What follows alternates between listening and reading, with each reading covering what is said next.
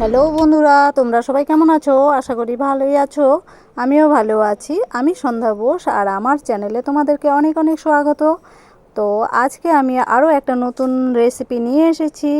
আজকে হবে পুলি পিঠে। তার জন্য আমি নিয়েছি চালের গুঁড়ো আর হচ্ছে দুধ। আর কি কি লাগবে সেটাই তোমাদেরকে দেখাচ্ছি। তো দুধটা আমি জাল দিয়ে নিয়েছি। এবারে চালের গুঁড়োগুলোকে আমি ভেজে নেব। ঠিক এইভাবে দেখো, কড়াইতে বসিয়ে দিয়েছি। নেড়ে চেড়ে ভালো করে ভেজে নেব। ভালো, যত ভাজা হবে ততই পিঠের টেস্ট বেড়ে যাবে।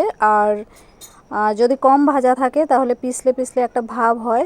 তো দেখো, আমার চাউলের গুঁড়োগুলো প্রায় ভাজা হয়ে এসছে। পুরো লাল লাল করে ভেজে নিয়েছি। মোটামুটি লাল হয়ে এসছে যখন, তখন আমি ভেজে নিয়েছি। হয়ে গেছে, তো আমি নামিয়ে নিয়েছি। এবারে কড়াইতে দিয়ে দিচ্ছি জল। তো জলটাকে ভালো করে ফুটিয়ে নেব। আর একটু দিয়ে দিচ্ছি নুন। তো এই জলটা যখন ফুটে আসবে তখন আবার গুঁড়োগুলোকে দিয়ে দেবো। দেখো, আমার গুঁড়োগুলো একটু দানা দানা হয়ে গেছে। তো দানাগুলোকে আমি ছাঁকনি দিয়ে ছেঁকে আলাদা করে নেব, আর দানাগুলো আগে দেব। আর এই দেখো, আমি নিয়েছি নারকেল কুড়িয়ে। তো একটু নারকেল লাগবে পিঠের খিসের জন্য। তো এবার দেখো, জলগুলো আমার ফুটে এসছে। তো এখানে আমি চালের গুঁড়োগুলো দিয়ে দেব। তো আস্তে আস্তে চাউলের গুঁড়োগুলোকে দিয়ে দিচ্ছি। দিয়ে ভালো করে নাড়িয়ে চাড়িয়ে গুঁড়োগুলোকে জলের সঙ্গে মিশিয়ে নেব, আটা মাখার মতন করে একটা ডো তৈরি করব। তো প্রচণ্ড গরম, সেই জন্য হাত দিয়ে নাড়াতে পারছি না। তো ওটা একটু ঠান্ডা হোক। এই পর্যায়ে আমি কড়াইতে আরও জল দিয়ে দিয়েছি, আর দিয়ে দিচ্ছি নারকেলের গুঁড়োগুলো। তো নারকেল গুঁড়ো দিয়ে এবারে চাউলের গুঁড়োগুলোকে গুলিয়ে নিয়েছি। আর গুলিয়ে নিয়ে সেই মিশ্রণটার মধ্যে আমি চাউলের গুঁড়োগুলোকে দিয়ে দিচ্ছি, আর ভালো করে খুন্তি দিয়ে নাড়িয়ে নিচ্ছি। আর দিয়ে দিচ্ছি হচ্ছে চিনি। তো এটা হবে নারকেলের পুরের জন্য, মানে পিঠের পুরের জন্য। তো পরিমাণ মতন, যেমন আমি মিষ্টি খাই সেই পরিমাণেই আমি দিয়েছি মিষ্টি। তোমরাও যেমন মিষ্টি খাও সেরকমই মিষ্টি দেবে। তো চাউলের গুঁড়োগুলোকে আমি জল দিয়ে করে নিয়েছি। এবারে দেখো, গুলিয়ে রাখা চাউলের গুঁড়ো আরও একটু দিয়ে দিচ্ছি। তো এখানে এলাচ গুঁড়ো দিয়ে দেবে একটু সবাই। আর এখন তো গরমের সিজন, সেই জন্য গুড় পাওয়া যাচ্ছে না। তো আমার পুরো রেডি। এবারে নামিয়ে নিচ্ছি আর ডো তৈরি করে নিয়েছি।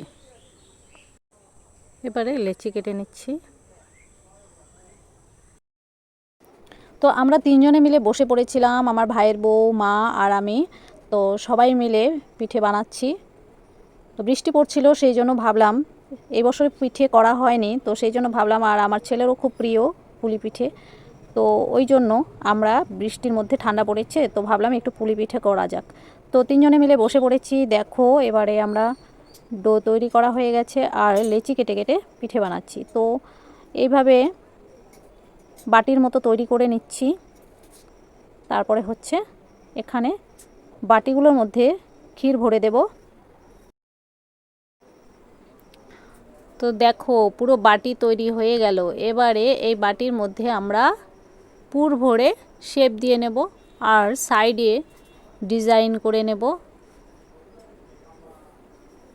তো শীতের দিনে পিঠে খেতে বেশ ভালো লাগে। শীতের দিনে তো খেজুর গুড় পাওয়া যায়, আর ঠান্ডার মধ্যে পিঠে খেতে ভালো লাগে। কিন্তু গরমের দিনে ভালো লাগে না যদিও, তবুও বৃষ্টির জন্য আমরা পিঠে বানাচ্ছি। খেতে বেশ ভালোই হয়েছিল, ভালোই লেগেছিল।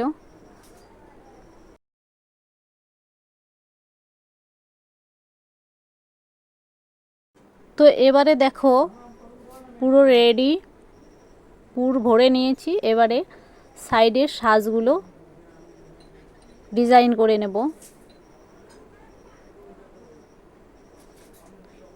পিঠেগুলো খুব বেশি বড়ও করব না, একদম ছোটও করব না। পুলি পিঠেগুলো একটু বড় সাইজের হলে ভালো হয়, তো এগুলো মিডিয়াম সাইজের করা হয়েছে। তো এবারে দেখো, আমি ডিজাইন দিয়ে নিচ্ছি।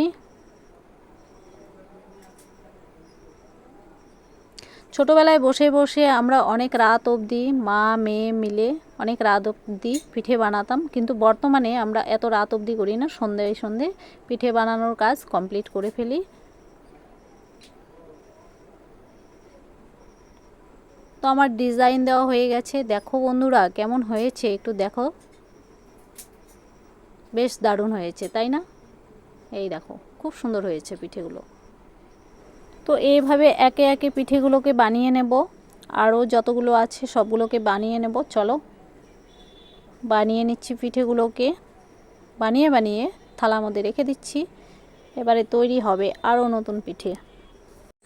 আমি যখনই পিঠে বানাই তখনই আমার ছোটোবেলার কথা মনে পড়ে।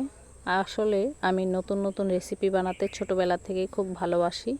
তো আমি মাসির বাড়ি গেলেও পিঠে, নাড়ু, মোয়া, পিসির বাড়ি গেলেও বানিয়েছি, মামা বাড়ি, সব বাড়িতে গিয়ে গিয়ে বানিয়েছি। তো ছোটোবেলা থেকে ভাবতাম টিভি দেখে দেখে যে যদি আমিও এরকম বানাতে পারতাম, টিভিতে রেসিপি দেখতাম। তো এবারে মোবাইলে দেখেও খুব ইচ্ছে করতো, কিন্তু তখন পদ্ধতি জানা ছিল না। এবারে শিখে ফেলেছি তোমাদের থেকে। তো আশা করি আগামীতে আরও অনেক শিখতে পারবো। এইভাবে শিক্ষার কোনো শেষ নেই। তো অনেকটা শিখে ফেলেছি, আরও শিখবো। তো আশা করি আমার ভিডিও তোমাদের ভালো লাগবে। আর যদি ভালো লেগে থাকে তো আমার চ্যানেলটাকে সাবস্ক্রাইব করে পাশে থেকো। একটু লাইক, শেয়ার, কমেন্ট করে দিও। তোমাদের একটা কমেন্টে আমাদেরকে ভিডিও বানাতে মোটিভেশন দেয়।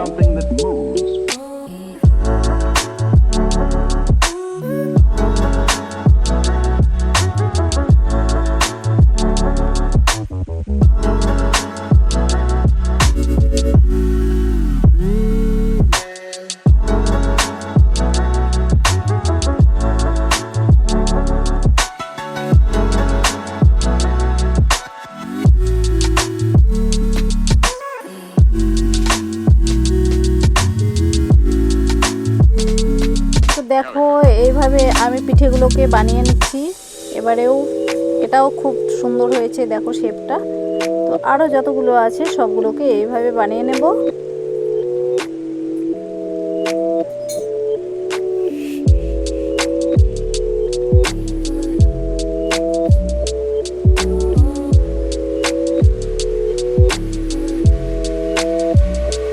So then, why?